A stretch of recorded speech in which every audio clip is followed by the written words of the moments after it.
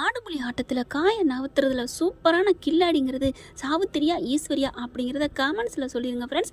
அன்பான இனிய உறவுகளுக்கு வணக்கமுங்க. சின்ன மருமகளை என்னம்மா காயை நவுத்துறாங்க, அட்டடடா சாவித்திரி கேடினா ஈஸ்வரி கில்லாடி, ஈஸ்வரி கில்லாடினா இவங்க சாவித்திரி கேடிக்கு கேடி அப்படின்னு சொல்லலாங்க. அப்பா என்ன ஒரு மூளை, சகுனி கூனியெல்லாம் தோத்துட்டா அப்படின்னு தாங்க சொல்லணும். அதே மாதிரி தாங்க ஆத்தாவும் மகளும் சேர்ந்து தான் பிளானை போட்டு போஸை வர வச்சு அப்படியே கட்டில் இதுங்கிற மாதிரி காமிக்க வைக்கிறாங்க. கரெக்டாக அந்த பிள்ளையும் பறந்து வந்துடுது. அவங்க மெசேஜை போட்டுட்டு டெலிட்டும் பண்ணிடுறாங்க இல்லையா சாவித்திரியும். அந்த பிள்ளை காவியாவும் வந்து கதவை திறக்குது. பார்த்தா இவங்க ரெண்டு பேரும் எப்படி இருக்கும் அந்த பொண்ணுக்கு டாயின்னு கத்திட்டு வந்து, சி நீலாம் ஒரு மனுஷனா பொறுக்கி நாய அப்படின்னு தாம் தூம்னு குதிக்கிறாங்க. காவியா காவியா காவியா அப்படிலாம் இல்லைம்மா, நான் சொல்கிறத கேளுமா அப்படிங்கிறாங்க. சி நீலாம் என்ன ஒரு மனுஷ ஜென்மம், எப்படா கல்யாணத்தை நாளைக்கு வச்சுட்டு இப்படி வந்து கூடி கொலாவிக்கிட்டு இருக்க, சி சி அப்படிங்கிறாங்க. காவியா காவியா அப்படிலாம் இல்லை காவியா, நான் சும்மா வந்தேன் காவியா, இவன் நடிக்கிறா, இவ போய் சொல்கிறா, ஐயோ காவியா அப்படின்னு எவ்வளோ பின்னாடியே கெஞ்சுறான். சி அவ்வளோதான் உனக்கு மரியாதை டாய் அப்படின்னு சொல்லிட்டு விரலை வசதி காமிக்கிறாங்க. போட்டா உனக்கு எனக்கு இனிமேல் கல்யாணம் இல்லை, எதுவும் இல்லை, இந்த கல்யாணம் கேன்சல் அப்படின்னு சொல்லிட்டு கிளம்புறாங்க.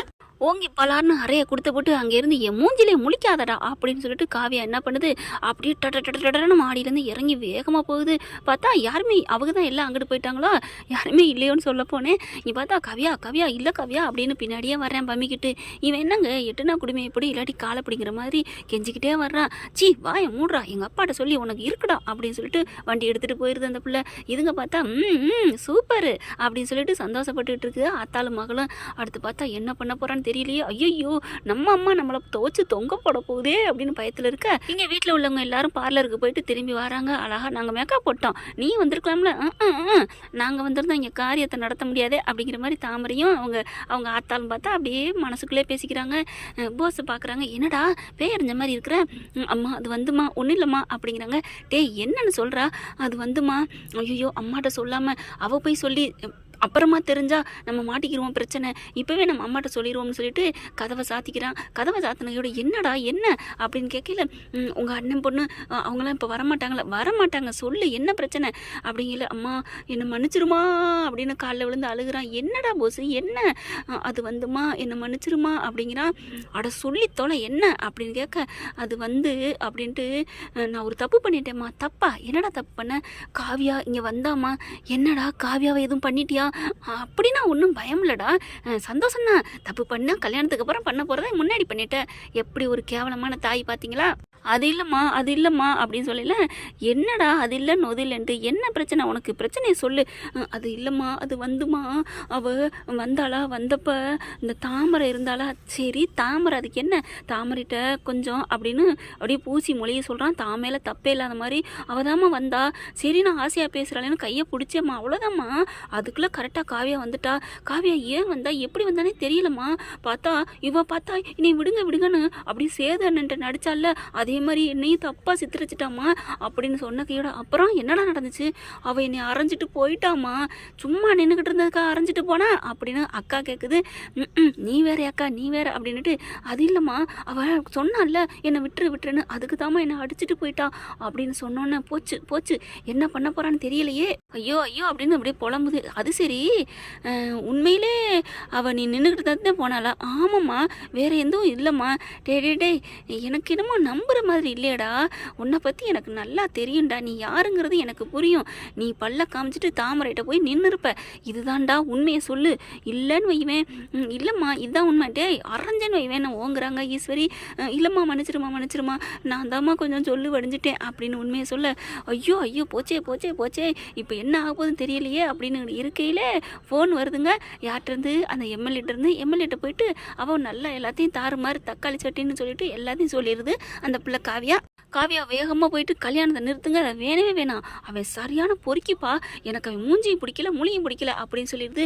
நான் சும்மா விட மாட்டேன் அப்படின்னு ராஜாங்கத்துக்கு அடிக்கிறாங்க. ராஜாங்கம் அவர் பாட்டுக்கு தூங்கிக்கிட்டு இருக்காரு, ஃபோன் அடிக்குது தெரியாமல். இங்கே அடுத்து பார்த்தா ஈஸ்வரிக்கு அடிக்கையில் தான் எடுக்குது. அப்போ தான் ஐயோ அடிக்கிறாங்களே என்ன பண்ண போகிறேன், அம்மா என்னை மன்னிச்சிருமா அப்படிங்கிறாங்க. சி வாயை மூடுறா, ஏதாவது சொல்லி சமாளிக்கணும் அப்படின்னு சொல்லிட்டு சம்மந்தியா வாயை மூடுமா, யாருக்குமா சம்மந்தி அப்படின்னு கத்துறாங்க. அம்மா என்ன ஏதாவது பேசுமா, வாயை மூடுறா, உன்னால் நான் இப்போ பாரு அப்படின்ட்டு. சம்மந்தி ஒன்றும் நினைக்காதீங்க சம்மந்தி, என் மருமகளா யாரை பார்த்து மருமக, யாருக்கு மருமக அப்படின்னு கத்துறாங்க. இல்லை என் மருமக சொன்னதை எதுவும் நீங்கள் நினைக்காதீங்க, இது தப்பா, அவள் நல்லவளே இல்லை, அவள் வேணுக்குன்னு பேசியிருக்காமா, வாயை மூடுமா, உங்கள்கிட்ட சப்பக்கட்டு கேட்குறக்கா நான் பண்ணலை, உங்களுக்கு எங்களுக்கு எந்த சம்மந்தமும் இனி இல்லை, வீட்டில் இருக்கிற காரை கொண்டாந்து இல்லை நாங்களே எடுத்துக்கிறோம், என்னென்ன செலவு பண்ணுமோ எல்லாத்தையும் லிஸ்ட்டு போட்டு சொல்கிறோம், 50 காசு வச்சாகணும், மொத்தம் 10-15 லட்ச ரூபா வருது, எனக்கு காசை வச்சாகணும். ஐயோ அப்படின்னு விழிப்புதுங்க நிற்கிறாங்க. போன வைமா அப்படிங்கிறாங்க. உன் குழந்தைனுக்கு அடித்தா எடுக்க மாட்டேங்கிறான், உன் புருஷனை எடுக்க மாட்டேங்கிறான் அப்படிங்கிறாங்க. இங்கே பார்த்தா ஆடி போய் நிற்கிறாங்களா. அடுத்து கொஞ்சம் நேரத்தில் என்ன சம்மந்தியம்மா ஃபோன் பண்ணியிருக்காரு அப்படின்ட்டு சம்மந்திக்கு திரும்பி எடுத்து ஃபோன் எடுத்துகிட்டு வெளியில் வராரு ராஜாங்க. எல்லோரும் ஹாலில் இருக்காங்க. போஸ் அவங்க ஆத்தாலும் டே என்ன ஆகும்னு தெரியலடா அப்படின்ட்டு இருக்கீங்களே எம்எல்ஏக்கு ஃபோனை பண்ணுறாரு. என்ன சம்மந்தி ஃபோன் பண்ணியிருக்கீங்க? என்னது சம்மந்தியா, யாருக்குங்க சம்மந்தி அப்படின்னு கேட்க, என்ன சம்மந்தி இப்படிலாம் பேசுகிறீங்க, என்னது உன் மையனோட யோக்கியது என்ன உனக்கு தெரியலையா, என்ன சேது என்ன பண்ணா, சேதை பற்றி சொல்லலையா, உன் தம்பி மையனை தான் சொல்கிறேன் அப்படிங்கிறாங்க. நடந்ததை பூரா சொல்கிறாங்க. என்ன சொல்கிறீங்க? ஆமாம், வீட்டிலே தங்கச்சி பிள்ளைய வச்சுட்டு அப்புறம் இதுக்கு ஏன் பொண்ணை பார்த்து கட்டி வைக்க பார்க்குறீங்க, நாங்கள் கோட்டீஸ்வரங்கிறோம் வளைச்சி போட பார்க்குறாங்களா, என்ன நீங்கள் பேசுகிறீங்க? ஆமாம், ஒரு பொறுக்கி நாயை பெற்று வச்சுட்டு இந்த மாதிரி தப்பான, அதுவும் விடிஞ்சா நாளைக்கு கல்யாணம், இன்னும் 2 நாளில் வச்சுட்டு இப்படி போய் பண்ணிக்கிட்டு இருக்கானே, அப்போ இவெல்லாம் எப்பேற்பட்ட ஆளாக இருப்பான், எனக்கு இந்த சம்மந்தமே வேணான்னு எவ்வளோ அழுகுது தெரியுமா அப்படின்னு சொல்லிட்டு தாமதம் குதிக்கிறாங்க. எங்கள் காரு, எங்கள் பணம், காசு எல்லாத்தையும் வச்சுட்டு மறுவேலை பார்க்கணும், ஏதோ உங்கள் முகத்துக்காக நான் விடுறேன், இல்லைன்னு வச்சுக்கோங்களேன் இந்நேரம் நான் கேஸை கொடுத்து கம்ப்ளைண்ட் பண்ணி உங்கள் மையனை உள்ளே தள்ளியிருப்பேன் அப்படின்னு சொல்லிட்டு திட்டிட்டு வைக்கிறாங்க. போஸை பார்க்குறாரு. எங்கே போஸ்னோன்னு அப்படியே ஒளிஞ்சு நிற்கிறான். டே இங்கே வாடா அப்படின்னு சொல்லி கூப்பிட்றாங்க. போஸ் அப்படியே பம்மிக்கிட்டு வர்ற. என்னடா பண்ணியிருக்கிற நீ, என்ன பண்ணியிருக்கிற அப்படின்னு சொல்லிட்டு சும்மா வச்சு சக்குன்னு சாத்துறாரு. அப்பா பெரியப்பான்னு துடிக்கிறான். அண்ணே இந்தாண்ணே சாட்டை எடுத்து அப்படின்னு. அட பாவி நீலாம் ஒரு அப்பனா அப்படின்னு மனசில் நினைக்கிறான். விடிச்சு சாட்டையில் வச்சு சாத்துன்னு சாத்துறாரு ராஜாங்கம். கல்யாணம் நின்று போகுது. அப்புறம் என்ன நடக்க போகுது, அப்படியே குடி போன வீடு மாதிரி வீட்டுக்குள்ள உட்காந்து அழுது புலம்பிக்கிட்டு இருக்காங்க. போச்சுடா வாழ்க்கை போச்சுடா அப்படின்னு சொல்லிட்டு, அம்மா அவள் வேணுங்கிட்டே பிளானை போட்டு தாம்மா பண்ணியிருக்கிறா, எப்படி அந்த நேரத்துக்கு கரெக்டாக அவள் வந்தா, வரணுங்கிற வேலையே இல்லைம்மா, அதாம்மா ஏதோ பண்ணியிருக்காங்கம்மா, அவள் எப்படி திடீர்னு வரணும் எனக்கு புரியலையே அப்படிங்கிறாங்க. ஆனால் பிளானை போட்டு தாண்டா வர வச்சிருக்கிறான், இவ தாண்டா வர வச்சிருக்கணும், வேணா அவகிட்ட கேட்போமா, ஆமாம் உனக்கு உடனே பதில் சொல்ல போறல, வாயில் பார் வந்துடும் அப்புறம் அப்படின்னு மையனை திட்டுறாங்க. போ இனியாவது பொழப்ப பாரு, என்ன பண்ண போறேன்னு தெரியல அப்படிங்கிறாங்களா. அடுத்து பார்த்தா என்ன பண்ணலாம், இப்படி பண்ணிட்டாலே அடியே தாமரை அப்படின்னுட்டு பொதுமைக்கிட்டு வெளியில் நின்று புலம்புறாரு. தாமரை வருது. என்ன மாமா ஆப்பு வச்சம்மா, என்னமோ ரொம்ப ஆடுனீங்க, எங்களுக்கு மட்டும் 10,000 2,000 புடவை, உங்களுக்கெல்லாம் 15 லட்சம் 5 லட்சம், என்ன நாங்கள் என்ன கேனே நினச்சியில, எப்படி வச்சோம்ல ஆப்பு அப்படின்ட்டு போகிறாங்க. தமிழ்ச்செல்வி பார்க்குது. நம்ம நினச்சதை இவ சாதிச்சிட்டா அப்படின்னு நினைக்கிறாங்க. அடுத்து பார்த்தீங்கன்னா இவனுக்கு ரொம்ப பொதுமை அப்படியே கோவம் வருது. வெளியில் போயிட்டு என்ன பண்ணுறான், தூங்குறதுக்கானதை வாங்கிட்டு வந்துடுறான். வாங்கிட்டு வந்து இவளை எப்படியாவது ஏதாவது பண்ணணும், சும்மா கெடுத்துட்டேன்னு சொல்லிட்டால, நான் உண்மையிலே இவளை கெடுக்காம விட மாட்டேன் அப்படின்னு சொல்லிட்டு செம்ம காண்டாகிறான். என்ன பண்ணுறது, இப்போ நாளைக்கு நடக்கிற என் கல்யாணத்தை தடுத்து நிறுத்திட்டாலே, அடியே தாமரை நீ மட்டும் நிம்மதியாக வாடி இருக்கிற, இரு ஒன்று நான் சும்மா விட மாட்டேன். அதில் பார்த்தா ஆத்தாலும் மகளும் சிரிச்சு இப்படியே சந்தோஷமாக பாட்டை கேட்டுக்கிட்டு இருக்காளுங்க. பார்க்குறாரு. கிச்சனுக்கு போகிறாரு. பால் நல்லா காஞ்சிக்கிட்டு இருக்கு. எல்லாம் சாப்பிட்டு முடிச்சிடுறாங்க. எல்லாருக்கும் நைட்டில் பால் கொடுக்கறது வழக்கம். பாலில் கொண்டு எல்லாருக்கும் கொடுத்து விட்றாரு. பார்த்தா மலர் என்ன பண்ணுது, பாலை கொண்டாந்து எல்லாருக்கும் கொடுக்குது. எல்லாம் வாங்கி குடிக்கிறாங்க. குடித்தவங்க 50 பேரும் ஃபுல்லாக மல்ட்டி ஆகிடுறாங்க, தூங்கிடுறாங்க. போஸை பார்க்குறாரு. போஸ் என்ன பண்ணுறான், இவனுக்கெல்லாம் மரியாதையை கொடுக்கக்கூடாது கேரக்டருக்கு.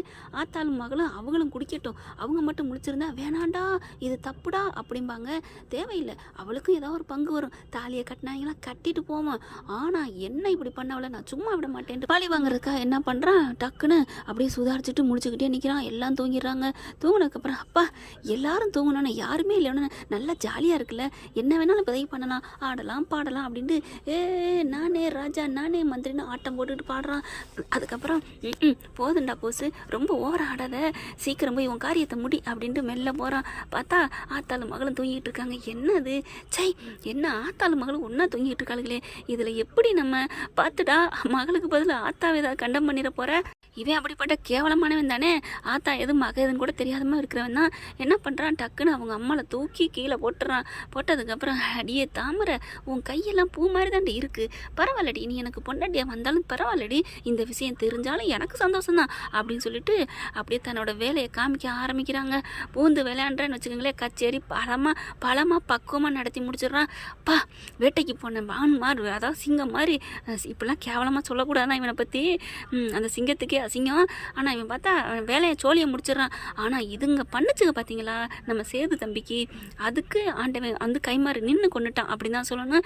ஆமாங்க, எப்படி கேட்கல விதை கொடுத்து அதே மாதிரி ஆண்டவன் பண்ணிட்டான் பார்த்தீங்களா, அதுக்காக தான் இப்படி நடந்திருக்கோ அப்படின்னு சொல்லலாம். பார்த்தா தன் கற்பனை இழந்து தூங்கிக்கிட்டு இருக்கா. அப்படியே ஒரு வெற்றிகரமாக போயிடுறாரு. அப்பாடா அப்படின்னு சொல்லிட்டு அதுக்கப்புறம் இந்த பிள்ளை கண்ணை முழிச்சு பார்க்குது. என்ன ஒரு மாதிரியாக இருக்கே, உடம்புலாம் அடிச்சு போட்ட மாதிரி இருக்கே அப்படின்னு எந்திரிக்குது. எல்லாருமே தூங்கிக்கிட்டு இருக்காங்க. என்னென்னு புரியலையே, இந்த பிள்ளைக்கு ரொம்ப டயர்டானதுனால முழிச்சிருதுங்க.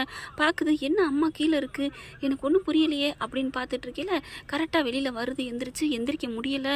இவன் தான் சகட்டு மேனிக்கு பிரித்து மேய்ஞ்சிட்டானே. வெளில வந்து பார்த்தா எல்லாம் தூங்குறாங்க. போஸ் மட்டும் அங்கிட்ட இங்கிட்ட தெரியுறான். பார்க்குறான். போஸை பார்த்துட்டு பார்க்குது. என்னம்மா என்ன பார்க்குற, என்னடா உன் உடம்புலாம் வலிக்குதுன்னு பார்க்குறியா அப்படின்னு ஒன்று பார்க்குறாங்க. வலிக்கத்தான் செய்யும், ஏன்னா மாமாவோட கைப்பக்குவம் அப்படிடா அப்படின்னு சொல்ல அப்படியே மறுபடியும் கூசுது இந்த பிள்ளைக்கு உடம்புலாம். டேய், என்னடா பண்ணி தொலைச்ச, என்ன பண்ணி தொலைச்சியா, நான் பண்ணனதா சொல்லி என் கல்யாணத்தை நிப்பாட்டினில, அப்புறம் நான் எங்கே போவேன், என் தாகத்தை எங்கே தணிப்பேன், அதான் தாகம் தீந்ததேடி அன்னமே அப்படின்னு பாடுறான். அட்ட பாவி பொறுக்கி அப்படின்னு சட்டையை பிடிச்சி ஆயிராங்க.